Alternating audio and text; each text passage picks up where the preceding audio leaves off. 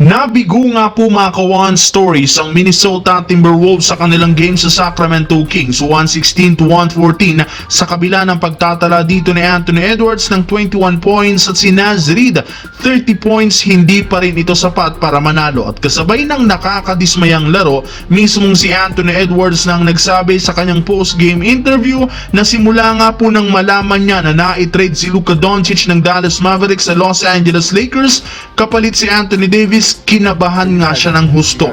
Ayon dito, hindi nga po niya akalain na i-trade ng Dallas ang best scorer na merong edad lamang na 25 years old at hindi man lang nila pinaalam sa kanilang batang player. Kagagaling pa lang naman ni Luka sa finals last year kaya alam nga po niya kung gaano kasakit ang nararamdaman nito. Nabalitaan rin naman niya na kabibili pa lang ni Luka ng bahay sa lugar ng Dallas at matapos niyan, bigla na lamang nitong nalaman na i-trade siya. Kaya kung na-trade nga si Luka, walang paalam, maaari nga pong mangyari rin ito sa kanya at yan ang kanyang kinakatakutan. Samantala, nagawa nga po mga kawan stories ng Golden State Warriors na maipanalo ang laro kontra sa Orlando Magic 104-99 na pinangunahan ni Stephen Curry at Andrew Wiggins na merong 24 points at 25 points. Ngunit sa kabila niyan, nananatili pa rin sila bilang pang-11 sa West na merong record 25-24 tabla sa Phoenix Suns sa Sacramento Kings. Ibig sabihin,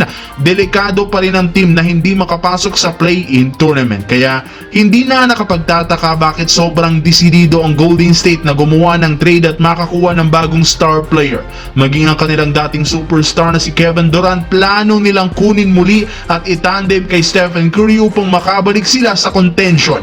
Ngunit hindi naman nga basta-basta ang pagkuha nila mala kay Durant dahil kakailanganin nga nila ditong isakripisyo sina Andrew Wiggins, Jonathan Kuminga at multiple first round pick na siguradong makakasira ng husto sa future ng kanilang prangkisa.